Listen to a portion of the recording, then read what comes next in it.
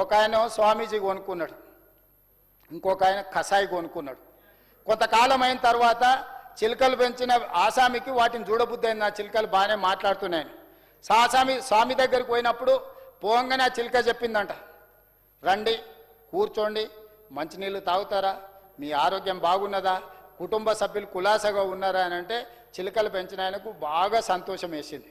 అబ్బా, నేను పెంచిన చిలుక ఎంత ప్రయోజకం మారింది అని. ఓకే మంచిదని ఆ నుంచి బయలుదేరాడు. కషాయి దగ్గరకు పోయాడు. కషాయి దగ్గరకు పోతేనే ఆయన ఇట్లా ఎంటర్ అవుతుండో లేదో, గొంతు గొయ్యండి, రక్తం బారాలే, కుప్పలు వేయండి, నరకండి, చిమ్మండి అని ఆ చిలుక మాట్లాడి భయపడిపోయింది ఒక్కసారిగా.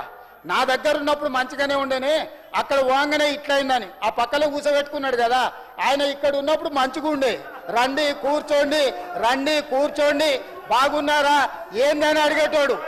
అటు వాంగనే నరకండి, సంపండి, కుప్పలు వేయండి, ఈ భాష నేర్చుకున్నాడు అధ్యక్ష. దీని అర్థం ఏంటంటే అధ్యక్ష, దీని అర్థం ఏంటంటే ఫామ్ హౌస్లో దొరికింది కదా అధ్యక్ష ఒక ఆయన, దీని అర్థం ఏంటంటే యజమానిని బట్టి చిలుకలు ఉంటాయని. ఇక్కడ ఉన్నప్పుడు బాగానే ఉండరు, ఆ ఫామ్ హౌస్లో దొరికిన ఆయన ఆ పక్కలు ఉన్నాయని ఇద్దరు. అక్కడికి పోగానే ఎట్లా తయారైన రోజు చూసిరు కదా అధ్యక్ష. ఇది పరిస్థితి. కాబట్టి దయచేసి ఈ వాస్తవ పరిస్థితులను అర్థం చేసుకొని వ్యవహరిస్తే బాగుంటుంది. మీరు మీరు మీరు ఏం విధానాలు నేర్పుతారో నాకైతే తెలియదు, నేను ఆరోపణ చేయదలుచుకోలేదు, ఇది గవర్నర్ ప్రసంగం కాబట్టి సూచన మాత్రం డెఫినెట్గా చేయదలుచుకున్నా. సరే పెద్ద మనిషి విశ్రాంతి తీసుకుంటున్నాడు, మీ చేతికి అప్ప చెప్తే చింపిన ఇస్తరాకులాగా చేస్తే ఎట్లా స్వామి, ఇది మంచిది కాదు. ఇది ఇంకా వేరే వాళ్ళకు మొత్తం పార్టీ, మా రాష్ట్రం మీ చేతుల్లో, రాష్ట్రం మా చేతులు ఉంది, పార్టీని చింపిన ఇస్తరాకు చేస్తున్నారు, దాన్ని అట్లా చేయకరని సూచన చేస్తున్నా. ఆ లెక్కలు మళ్ళీ ఆర్థిక మంత్రి వస్తాడు చెప్తా, మొత్తం రెవెన్యూ సంగతి కూడా నేను చెప్తా. అదేవిధంగా అధ్యక్ష ఈరోజు ఇది రాష్ట్రంలో రాజకీయ పరిస్థితి. అదేవిధంగా అధ్యక్ష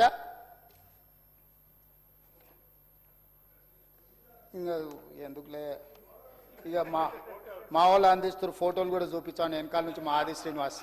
ఇక అందరు చూసిందే కదా సార్, ఇక ఏమున్నది.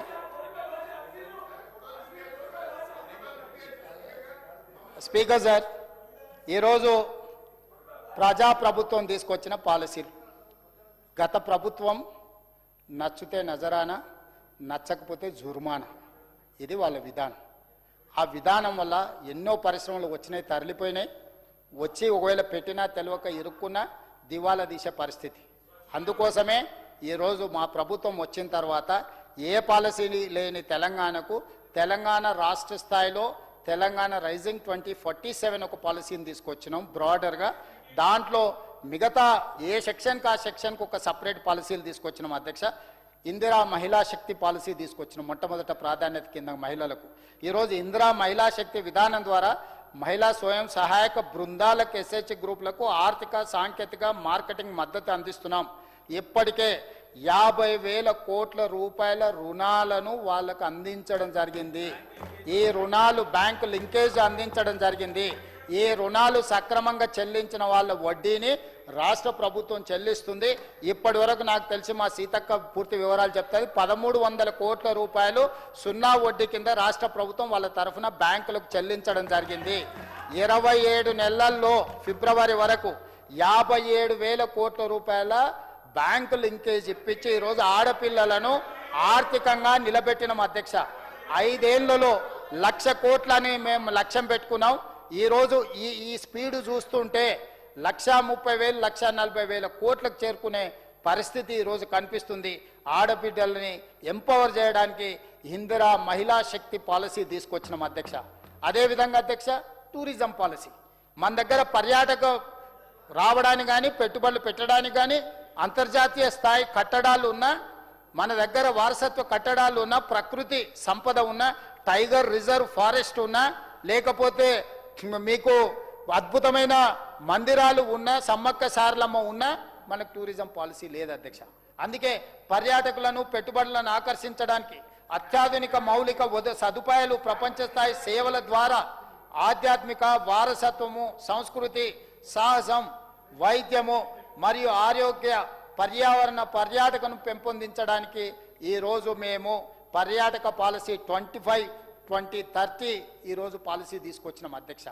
ఏ పాలసీ లేని టూరిజంకు ఈరోజు ఒక అద్భుతమైన పాలసీని తీసుకొచ్చి ఇన్వెస్ట్మెంట్ను అట్రాక్ట్ చేయడమే కాకుండా ప్రపంచ స్థాయి పర్యాటకులను ఆకర్షించడం ద్వారా ఆదాయాన్ని పెంచడమే కాకుండా తెలంగాణ నిరుద్యోగ యువతకు ఉద్యోగ ఉపాధి అవకాశాలు కల్పించడానికి ఈరోజు పాలసీ తీసుకొచ్చినాం అధ్యక్ష.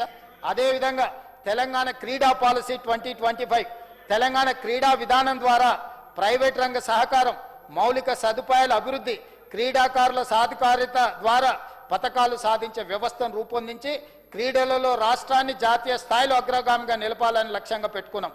ఒలింపిక్ క్రీడల్లో మనం పథకాలు సాధించాలని అధ్యక్ష.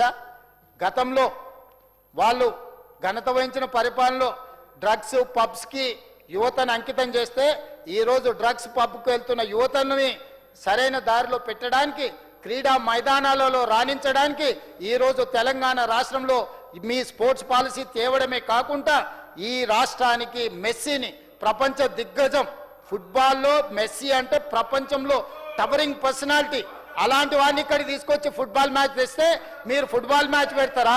మెస్సీని పిలుస్తారా? లేకపోతే నిన్న మొన్న ఎవడో డ్రగ్స్ కింగ్ ఎవడో చనిపోయిండు, ఎవరు ఈయన కాదు, ప్రపంచంలో మొన్న కాల్ చేసిరు కదా డ్రగ్స్ డాన్ను, మెక్సికో డ్రగ్స్, మెక్సికోలో అధ్యక్ష, మెక్సికోలో ఈ మధ్యనే పేపర్లో చదివిన drug mafia don, drug kingpin వేల మంది పోలీసులు పోయి కాల్చి చంపేశారు. వీళ్ళేమో గాయనని పిలిచామంటారు, నేనేమో మెస్సీని పిలిచిన. ఇక గది మా ఇద్దరికి ఉన్న పంచాయతీ, వేరే ఏం లేదు అధ్యక్ష. ఎందుకంటే ఇక్కడ లోకల్ ప్లేయర్స్ నిన్న మన దొరికిరు కదా అధ్యక్ష, కింగ్ పిన్ లోకల్ ప్లేయర్స్. నేనేమో మా పిల్లలు, నేనే కాదు మా పిల్లల్ని, నా మనవన్ని, వాళ్ళ పిల్లల్ని, వీళ్ళ పిల్లలు అందరినీ గ్రౌండ్లో తీసుకెళ్ళి క్రీడాకారులుగా మేము మారుతామంటే, మీ మనవన్ని తీసుకెళ్తావా, ఆయన కొడుకుని తీసుకెళ్తావా, ఈయనని తీసుకెళ్తావా అని. అరే మీ పిల్లలు మీరు పబ్బులకు గబ్బులకు పంపిస్తా అంటే మీ ఇష్టం అది. మా పిల్లల్ని క్రీడా మైదానంలోకి తీసుకెళ్లాలని మేము అనుకుంటున్నాం. మేము మెస్సీని పిలవాలనుకుంటున్నాం, మీరు డ్రగ్ కింగ్ పిన్ పిలవాలనుకుంటారు. మీరు సన్ బర్న్ పార్టీలను పిలుస్తారు, నేను ఇళయరాజా మ్యూజిక్ పార్టీలు పెట్టిస్తున్నా. ఇది క్రీడల్ని ప్రోత్సహించడానికి ఈరోజు యంగ్ ఇండియా స్పోర్ట్స్ యూనివర్సిటీని పబ్లిక్ ప్రైవేట్ పార్ట్నర్షిప్లో ఈరోజు తెలంగాణ రాష్ట్ర ప్రభుత్వం ఏర్పాటు చేసుకున్నది. సంజయ్ గోయంకాలు, కపిల్ దేవులు, అదేవిధంగా అభినవ్ బింద్రా నుంచి మొదలు పెడితే రవికాంత్ రెడ్డి నుంచి వాలీబాల్ ప్లేయర్ వరకు మొదలు పెడితే ప్రతి ఆటలో నిష్ణాతులైన వాళ్ళనే కాకుండా కావ్య మారన్ని ఇలాంటి వాళ్ళను ఈరోజు ఏషియన్ పెయింట్స్కు సంబంధించిన అధిపతిని వీటా దానిని బోర్డ్ ఆఫ్ డైరెక్టర్స్గా మార్చి పబ్లిక్ ప్రైవేట్ పార్ట్నర్షిప్లో ఒక స్పోర్ట్స్ యూనివర్సిటీని ఈరోజు మనం పెట్టుకున్నాం అధ్యక్ష. ఈ స్పోర్ట్స్ యూనివర్సిటీ సిఎస్ఆర్ ఫండ్స్ కింద నిర్మించడానికి గచ్చిబౌలిలో ఉన్న 70 ఎకరాల స్థలంలో టాటా సంస్థ ముందుకు వచ్చింది. ప్రపంచ స్థాయి క్రీడా ప్రాంగణాన్ని నిర్మించడానికి 700 నుంచి 800 కోట్ల రూపాయలు కార్పొరేట్ సోషల్ రెస్పాన్సిబిలిటీ ఫండ్స్ నుంచి నిర్మించడానికి ఈరోజు టాటా సంస్థ ముందుకు వచ్చింది.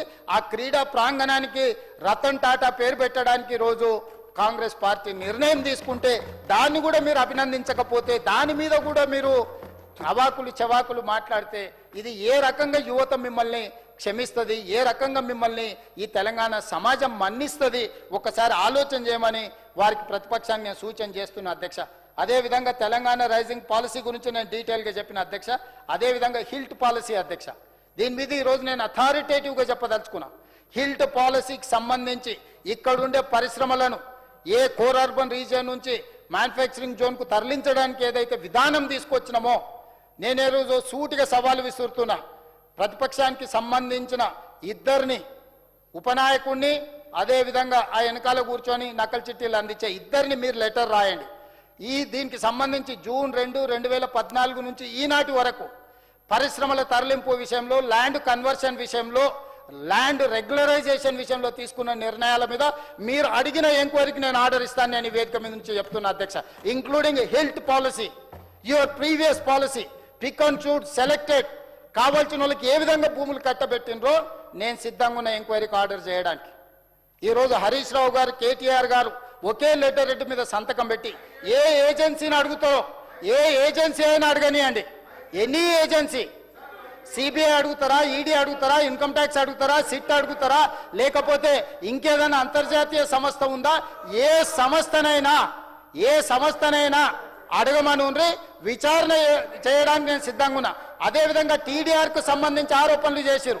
టీడీఆర్లు లక్షల కోట్ల రూపాయల అవినీతి జరిగిందని జూన్ 2, 2014 నుంచి ఈ రోజు వరకు టీడీఆర్లు ఇచ్చిన వాటిని బదిలీ చేసిన వాటి మీద ఏ ఎంక్వైరీ అడుగుతా ఎంక్వైరీ నేను వేయడానికి సిద్ధంగా ఉన్నా అధ్యక్ష. టీడీఆర్ మీద, హిల్ట్ పాలసీ మీద మీరు లేఖ రాయండి. మీరు అడిగిన విచారణ ఇదే సభలో ప్రకటించకపోతే ఈ ప్రభుత్వం ఇదే సభలో క్షమాపణ చెప్తుంది. మీరు ముందుకొచ్చి చేయాల్సిందిగా హిల్ట్ పాలసీని తీసుకొచ్చిన అధ్యక్ష. ఇది ఒక మంచి పాలసీ. ఈ పాలసీని కూడా వివాదం చేసి ఈ పాలసీలో కూడా ఏదేదో ఆరోపణలు చేయడం ద్వారా పర్యావరణాన్ని కాపాడి పరిశ్రమలను తరలించి ఒక పరిశుద్ధమైన నగరంగా క్లీన్ సిటీగా హైదరాబాద్ని తీర్చిదిద్దుకుందామంటే ఇది వీళ్ళ ధోరణి. అదేవిధంగా స్వచ్ఛ హరిత ఇంధన విధానం, గ్రీన్ ఎనర్జీ పాలసీ, ఇన్వెస్ట్మెంట్స్తో పాటు గ్రీన్ ఎనర్జీ అనేది చాలా ఇంపార్టెంట్ అయిపోయింది. పిఎస్పీలు కావచ్చు, సోలార్ కావచ్చు, రకరకాల